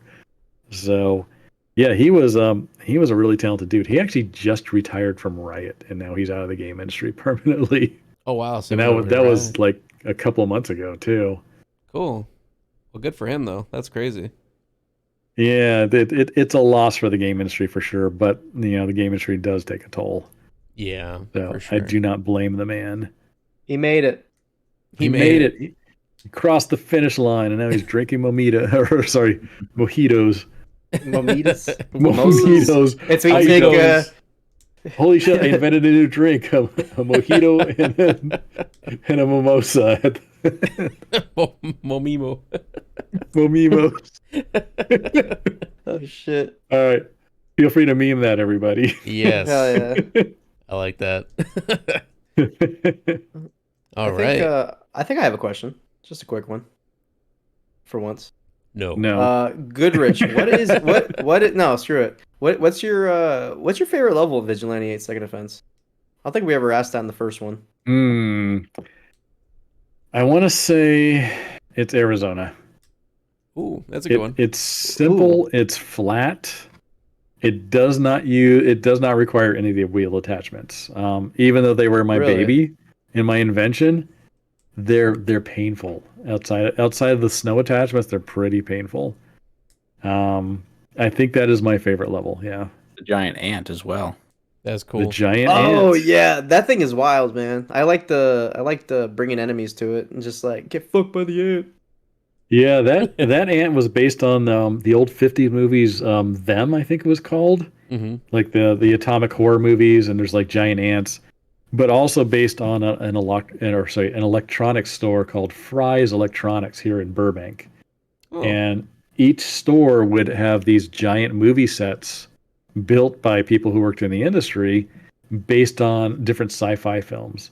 And that one had like giant ants and these were to scale. Like these were like 50-foot ants. Jeez, with like a flying saucer stuck in the side of the building. And army jeeps and army men all over the place. It was really cool, but the pandemic put them out of business. Like they're gone now. Hold on, let me see if I can find you an image of it because it's really cool. I found a picture of the ants from them, and it's fucking hilarious. Oh yeah, no. Oh my god, the low budget ant. Yeah, right there. Yeah. It's so wild that the movie had so much influence because.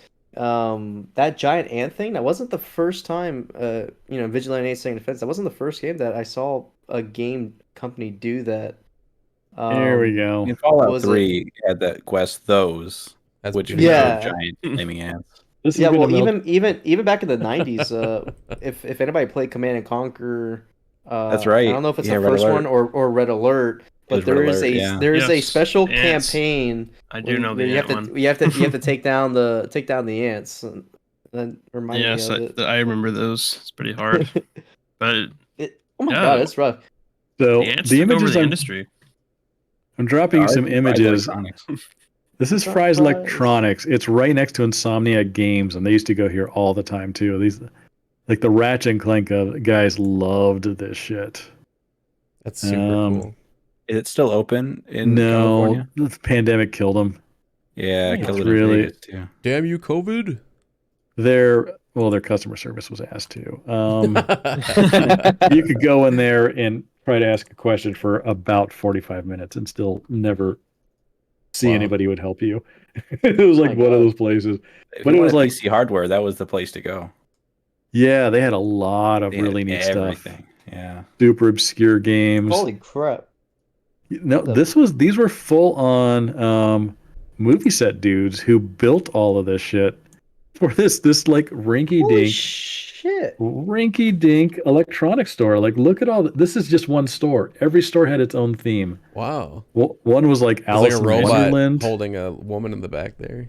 Yep. They got I think it was like the Day the Earth Stood Still. And that's based on. Oh yeah. The one in Vegas is based on a slot machine. If you guys are curious. Yep.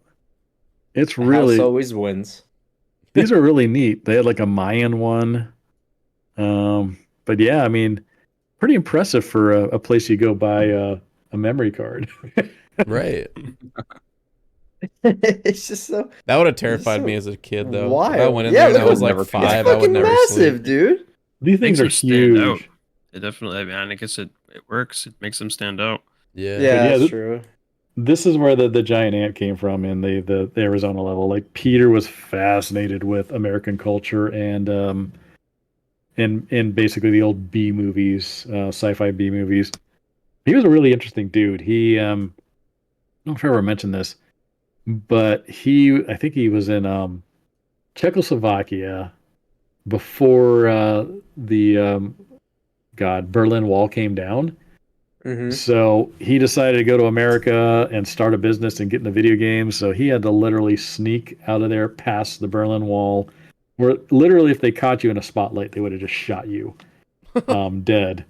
And snuck out, came to America, started working in video games, started a game company, ended up forming Luxoflux, selling it, becoming this major success and making all these games that everybody's talking about today. Like he was the American dream, and I respect him. He was a hard boss at times, but he did some really impressive stuff. That's awesome. Yeah, shout out to him, man. That's awesome. Yeah, Buy his books. 1954.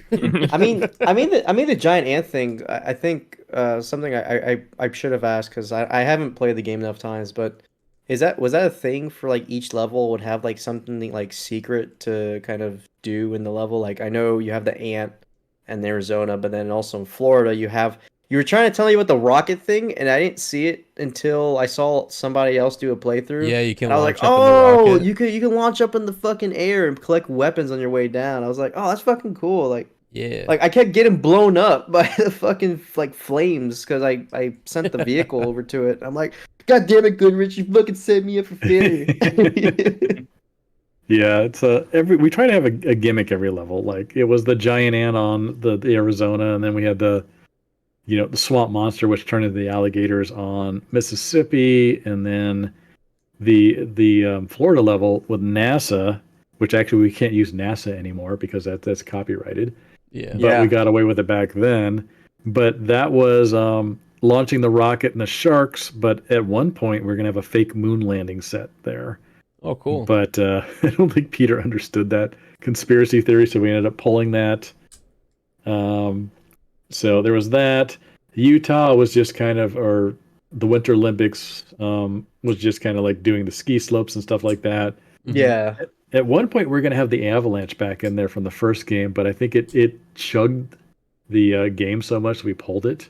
Oh. But that would have been a nice thing to add in there. Various things like that. And then Alaska, actually the Alaskan level is going to be Texas initially. But Peter wanted to move the game out of the Southwest theme and kind of make it a little more global. So we changed World that. tour. World Tour. So we ended up swapping out the textures to be snow and adding water in there. So Texas actually became Alaska in that level. Then we got the orcas in there, which will attack you, much like real day orcas that are attacking boats. So we have seen the future from the past. They took that from Vigilante 8. Yes, the real life orcas that are attacking boats now took it from Vigilante 8. Yep. They played it back in the day. It's like, wait, what was the gimmick if- for the steel mill? Steel that mill was gimmick? the trains. God, those trains were hard. If you haven't Fuck them noticed, trains, dude. those trains are a whole train system. They'll follow the tracks. You can switch the tracks. You can stop the trains. Like it was. What? It's a pretty impressive in there. Yeah. Wow. It is. You can divert the trains, and you can slow them down and stop them at train depot points on that level. Like that was mind blowing to me. That we put in all that AI. You can control that too, just by pulling levers and switches in the game with your machine gun. Who was the mastermind behind that? God, it was either Peter or Adrian. That I wouldn't put that in the game. Fuck that. Well, I mean, it's pretty Yeah, cool probably a because lot like, of work. So Yeah. well, it's pretty cool because like you can divert the trains and like because I remember I got like surprised once by the train. Like I actually got hit by it. They do a lot of damage, and so I was trying to get to like the AI to get hit by the trains, and it did some decent damage against them when I was playing. So I was like, oh, that's fucking cool. You can send them to different parts of the map. Right. Yeah. It's just you gotta be careful. Yeah. Just use your magnet mine and let the train do the work for you. I mean, yeah. Crush the crap out of them. But yeah, I mean that was the main gimmick there. And then I got the chance to go in and change a bunch of specials. I know everybody complains about John Torque's special not being the base quake. Base quake. Base quake. Base quake. Well, Base Quake sucked though. What's the problem? Yeah, it was. It's a rip-off It was of Axel. terrible. Rip off Axel, of yeah. Axel. Dare you? Yeah. Rip off Axel. Yeah, Axel does train deformation, so That's true. total rip off. Yeah, no, Base Quake. I mean, Kong's right. Base Quake, because of the train deformation, would knock them away from the damage wave, and it did nothing. It was just a fun gimmick, so that's why I ended up pulling that out. And I thought it was a making look what we can do thing. Yeah. Initially, it was a look what we can do. But being the only gameplay guy at the company, I noticed it didn't do shit. So I was just like, this needs to actually have function, and you cannot whammy off of it hardly. It's really bad. So that's when I turned it into the Russian roulette revolver, where it has a 25% chance of doing like a mega shot with tons of knockback. And, Oh shit! Really? Oh yeah, no, it's regular bullets. It's the silver bullets, and then 25% of the time it will do, I think, a 4 times damage bullet that's bigger, and then it has an amazing amount of knockback on it. Wow. So I added that, which a lot of people like. They think it's a lot of fun. What else? Padre Destino's special, because of the particle effects, we couldn't. So in the original version, when he goes in the ground, he comes out, he leaves a bunch of flames in a huge radius. And because those are flat card animations, it slowed down the game too much.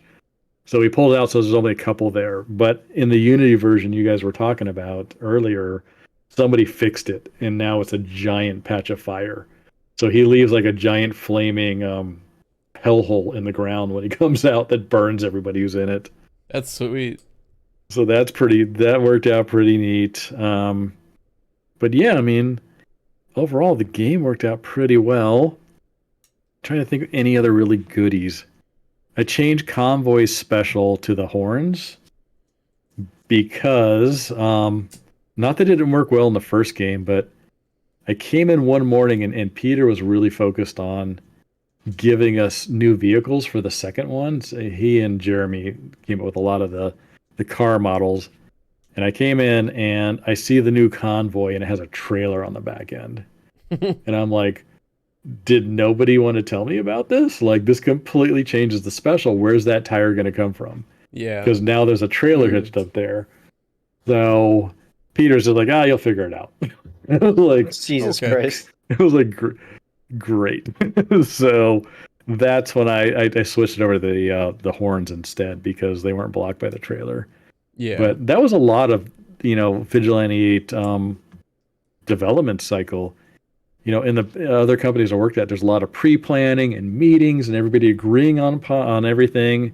And at Luxo, there's just like 4 or 5 of us around a desk, a right. single desk in an office the size of my garage, going, "Oh, I'm gonna do this. What do you think about it? Any grievances? No? Okay, gonna do it. Click, click, click." And then it was like in a couple hours later, and we'd test it.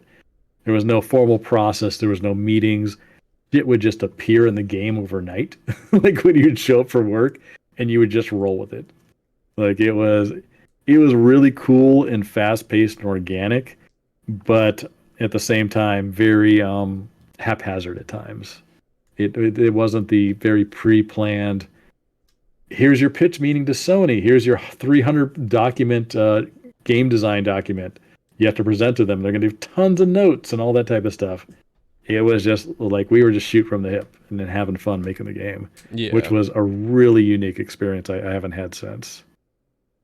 Did we want to get into kind of like our final thoughts of the game, like our reviews? Yeah. Yeah, we could. that's pretty much everything I got. Yeah, I don't have any other questions or anything. All right. I'll get mine out of the way first. I'm trying to remember what I rated the first game, because like I said, I think overall I do prefer the first game over the second.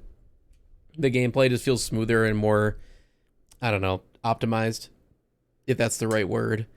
I liked the storylines and everything, the missions more in the first game, but the second game definitely has its charm, and I like some of the levels in the second game a little bit more, depending on which one it is. Like Arizona is really good.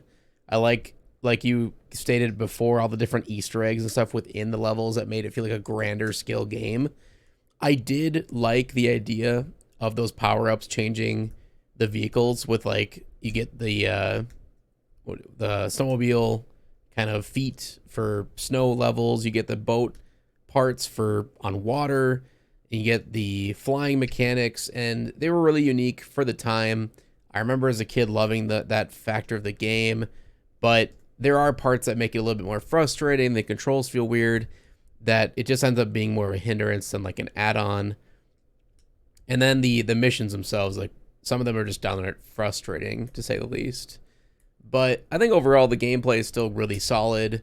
I liked all the new characters that you guys added. I like the specials, the difference in specials from the first game for the same characters.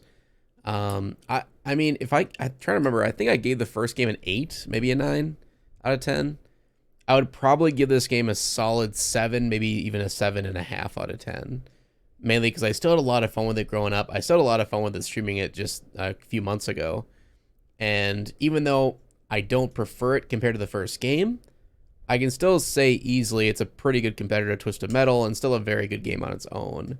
Still a lot of fun. So yeah, I'd give it like a 7.5 out of 10. How about you, Kong? What would you rate Vigilante 8 Second Offense? I mean, I wouldn't really say it's. I would probably put it around the same as the first game, but I would knock some points off just for the mission stuff. Because the problem with the missions is it's not just like a little thing that's like a hindrance to the game. Like you can't even unlock the characters unless you do the missions. You need to do them unless you cheat. Mm-hmm. So like obviously you want to unlock all the characters, so and you have to go through that filth. And you know, I mean, I hated it. I never even finished them all. I cheated to unlock the characters because I just got so irritated with the missions. They just kind of got repetitive and dragged out for too long. So I mean, I would probably just give it a 6 just because of the missions. Everything else is still the same. I mean, obviously you have the more characters and only one new weapon and the combos. It was one more combo per weapon, right? Correct. I think yeah, it was one combo per weapon. And I mean, I would say it's about the same as the first. Just if the missions were just more straightforward, I think it would have just helped the game out a lot more. Yeah. And I didn't really care for the those other, you know, I don't even know what to call them, like mods to pick up for vehicles because they felt more gimmicky than like something added to the game. Like could the snow level function without the ski tires? I mean, yeah, it could. The flying attachment, I never really felt like it had a use. And what was the other one? There's more, right? There's the one on the water. I think you could drive on the water. Mm-hmm. Yeah, I think there was one on the boat as well. Which I mean, I guess in some cases that one did have a use on the I think it was Florida. I think is the level. And there's like a little islands you could drive to. But overall, I'd just knock points off mainly because of the missions. But the game still has the same good flow that the first game does. It just hurt by that. So, when it comes to you, Drew, like as you being someone who's never played the game before, your professional critic scores, what would you give Vigilante 8 Second Offense? Seeing as this is the only game we've covered so far that I literally have not touched in my life, I'm going to defer to IGN, the most prestigious of all gaming news outlets. and Matt White wrote on December 23rd, 1999, he wrote, I was driving around spreading my usual path of mayhem when suddenly the bus baddie became airborne. Images of the hovering train from the Back to the Future 3 flashed in my head. Could this be any cooler? I don't think it can. 8.6 out of 10. And I couldn't agree more. Back to the Future 3, great film. I mean, that's the last thing I thought of when I was playing that game, but all right, sure. Matt White, 1999. I don't think that ever People came into thought my mind differently playing back then. 28. But like, I don't know. Sure. But it seems like, if it's more Vigilante 8, then I don't think it can be. You can't go wrong. It was such a charming, fun game that I thought offered a nice, car combat experience that wasn't Twisted Metal, which I think most people would consider Twisted Metal and car combat to be interchangeable. But I thought V8 as a franchise said no, it can be different and still offer that same, adrenaline fueled, fun mayhem. And Yeah, for for sure. that, I respect it. They But just wanted to Winters, keep pushing it down the throat, you know. yeah, Twisted Metal got shoved down the throat of people. Maybe that's probably like if Vigilante 8 got shoved down the throat of people. I wonder if the tables would be turned. I do wonder because in this review, like, jokes aside, like they do reference like car combat as being Twisted Metal genre, the Twisted Metal genre, Yeah. which is, I know this is 1999. This is 4 years into, the car combat existence, but it does seem a little weird that like auto combat, vehicular combat, those weren't terms. It was just Twisted Metal genre, Twisted Metal like. Mhm. Even Right. now, yeah, people still use the same term. They still say Twisted Metal clone, Twisted Metal ripoff. Like even games that come out like now, they'll still call it a Twisted Metal clone. Yeah. Yeah, I mean, Which it's such a diminishing thing, because V8 can stand on its own as a game, as an experience. So to say that it's Easily, just, yeah. oh, it's just riding the coattails of Twisted Metal, that's complete bullshit. It's its own game. It's like saying, Call of Duty is a Halo clone because it came out after. Like they're completely different experiences that just happen to use the same medium of, Yeah, interaction. people do that a lot with first-person shooter games. There are still people to this day that look at first-person shooter games and still call them Doom clones. To this very day, there are 30 years people old, still my do that. friend. I'm like, dude, do you That's have brain ridiculous. damage? Like, I'm like, these games are not even close to the same thing aside from aiming a gun around. It's the only similarity. But there are people who just, I don't know. I think they just got Twisted Metal shoved down their throat. And maybe we could live in a universe where Twisted Metal is a Vigilante 8 clone. For real. That'd be nice. Yeah, a V8 TV Possible. show There could with be a a universe, twerking yeah. We could have a mofo. Yeah, Vigilante yeah. 8 show instead of a Twisted Metal show. We could have the V8 TV show. And Goodrich has a Oh, giant white on beard Peacock. and he hangs out and streams every other day, making videos. Yeah. from the old folks home. Yeah, we could have we could be having eating lunch with Goodrich streams and stuff like that. Yeah, Right. eating There you lunch. go. And yeah, gets food stuck in his beard Whiskey and with watch. Goodrich. There He you eats with go. one hand. He eats with one hand, lifts with the other. Hell yeah. Yeah.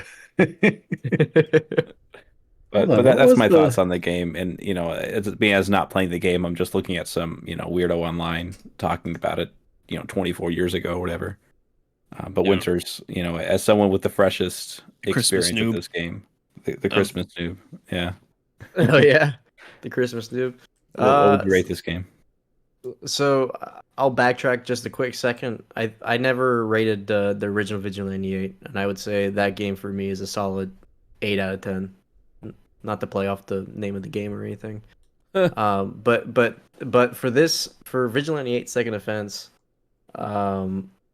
I still like it. I still think it's cool. It's definitely got some good parts in it. I'm not sure if I like the maps more than the one in Vigilante 8, just because I felt like I love the airfield. I love going to Vegas and like the Southwest maps, or for the original one. I felt like that stood out a little bit more to me. But the soundtrack is fucking awesome in Vigilante Second Offense. Like when I booted it up the first time and I heard that soundtrack, I was just like head bobbing, or what you call when you're Headbanging? like you're head banging, like getting the groove on. I was like, oh fuck yeah, Twerking? all right, yeah, yeah, all right. I don't know if I go that far. Just starts twerking in your office. I don't even do a live cam. But I think for me, like the part that does suck about this game, where it's just like Kong said, like you can't unlock the characters unless you do the objectives, and it feels like I'm like when I play, I'm so distracted by doing the objectives that I'm not inherently having, Yeah. focusing all the fun and the actual car combat in and of itself. I think I got to a point where I just started ignoring objectives. I'm like, this is fucking ridiculous. Like again, like with the briefcases, like if an AI gets it, I'm like, where the fuck is it? I don't know where it's at. Mm-hmm. Um, but I really like the game. Um, I would say it's like a solid 7 for me. Okay. But if I had to choose one or the other, I think it would be the original Vigilante 8, just for it just does everything right, and it definitely sets itself apart. I love the vibe, I love the maps, I love the weapons. Um, but for Second Offense, the objectives definitely kill it for me. Yeah, I totally agree. That's a very fair assessment. And Yeah, without any bias, Mr. Goodrich, Uh-oh. what would you rate Second Offense? Bring us home, Goodrich. Yes. There we go. So looking back, I mean, I agree. I think the first game was better than Second Offense. Even though we expanded the team size, we only expanded into cinematics and a second engine programmer. But we added like 3 new cars per character, if you're counting all the upgrades, bunch of new combos. The levels were gigantic. Yeah. They were way too Yeah. big. And that's kind of the same thing that Vigilante Arcade fell into as far as mistakes went, design wise, level design wise. You need a lot more cars if you're going to fill out levels that size. Um, we the hover attachments, the tire modifications, while very cool and innovative, but now I'm looking at some of the concept art that Drew dropped in there. I'm just like, shit, Twisted Metal was doing hover cars like concepts way before I Yeah. even thought of it. Well, I added a snow and a water attachment, so. But yeah, it's interesting. So it's funny how we keep landing in the same spot, but those hover attachments and the overall wheel mods just didn't work very well the way I wanted them to. And a lot of the specials got cut. I want to say overall, while our music was really good and we based a lot of music, each character had like a theme song in there, which is really neat. And we added some new interesting concepts with the upgrades, even though they weren't handled right. I think you guys are right. I would have put it around about a 7.5 for Second Offense overall. And the objectives are by far that the missions are just the worst. We took a concept that was given to us by Activision that I think we handled pretty well in the first game, but it spiraled out of control for the second one in a desperate attempt to kind of figure out their own identity Mhm. and make them feel unique, Mhm. but without proper game UI, and things being shown on radar and kind of like modern day checklists saying you've already done this or you've done this, in real time in gameplay, they were just painful. Like I'm very sad to watch people struggle with them, overall. So yeah, I think 7.5, roughly around there for Second Offense. We bit off more than we could chew with our team size, which I think is the ultimate lesson there. Yeah. But all around, still a very solid game, solid entry.